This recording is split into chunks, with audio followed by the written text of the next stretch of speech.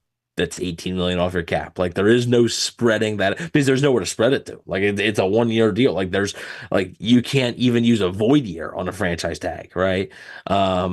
So that's the thing that sucks about the franchise tag and why I think a lot of teams, you don't love to use it because of that. Like you can't move that money around. So hopefully if they do franchise tag Anton Winfield, which I'm starting to think is a little bit more likely, hopefully that's sort of like a Chris Godwin situation where it's a placeholder and then a few weeks later they get a deal done to be able to bring his 2024 cap hit down to a more manageable number. No calls today. That's all right. We'll get them in the next one. That'll do it for this week's episode of the Cannon Fire Podcast. Thank you guys for hanging out with us live over on YouTube. Subscribe for more Tampa Bay Buccaneers content if you haven't already. Got plenty of great stuff planned to be coming out for you guys over the course of the week and beyond as we keep you posted on all things Red and Pewter over the offseason. Follow the show on social media, Facebook, Instagram, and Twitter. All of those are Cannon Fire Podcast. Best place to go for updates on the show. And, of course, Buccaneer news as it happens. Speaking of Bucs news as it happens, you can follow my co-host Evan on Instagram at Bucs_daily. You can also find him on Twitter at EvanNFL and check out his written work at BucsNation.com. Been putting in some work here on the YouTube channel. You got anything in the hopper the people should know about? Yeah, I mean, on Bucs Nation right now, I have 3 offensive players that the Bucs should target in free agency, 3 defensive players that the Bucs should target in free agency. I have a little bit of other stuff too coming out before the end of the month. But next podcast will be, and I'm announcing it now because I love doing the stuff. So next podcast, I will have my mock off season where it is partially realistic stuff, but also like what I would do. So it's not a prediction. It's partly, like I said, I try to keep it realistic. So I'm not going to be trading up to number 5 to draft Drake May or that. Like I'm trying to keep it realistic here. So at the same time, I always love doing it and just seeing what I would do. So next episode, I will have that ready for you guys, and I go in depth. I do re-signings, cuts, free agency, draft, whatever it may be. Stay tuned for that. And like I said, yeah, keep an eye on the YouTube channel. We'll have more content out this week. So there's already stuff planned. And like I said, we still have one more positional review, which is the secondary. So stay tuned for that. Then we have a few other things planned. And like I said, a pretty cool surprise towards the end of the week for you guys. So yeah, appreciate all the support on it. I know it's a different thing that we've done. We haven't really done that before in the past. So I do appreciate the support on it, and hope you guys are enjoying it. And we're not finished with it. Obviously, we're not just doing the positional reviews and then we're out. So there is going to be more short-term content, short-form content, other than just the podcast. But we will be back doing our won't be, I was going to say, regularly scheduled program, but there's not really going to be a schedule as much in the off season, but it's kind of just when news, or like small bits of news, we let them sort of pile up a little bit. Like we'll let 4 or 5 things pile up and then do a podcast. But if it's something big, like the Buccaneers re-sign Baker Mayfield tomorrow, you can go on YouTube and we'll be live on here tomorrow. So, stay tuned for all that stuff. Last but not least, you can find myself on social media, Instagram and Twitter at Rhettakus, RHETTAKUS. If you follow me, I will follow you back. Looking forward to keep you guys posted on everything that happens right here, youtube.com/Cannon Fire Podcast. It's where you can catch us live. And then we also wanted to show some love to our audio people on any podcast platform, Spotify, Apple Podcasts, Podbean, I think SoundCloud even. I don't even know if that's a thing anymore. Yeah, right? We appreciate you guys and look forward to bringing you some more news when we have it. I'm your host, Rhett Matthew, signing off for my co-host, Evan Wanish. We'll talk to you in the next one. Until then, and as always, thank you for listening, and go Bucs.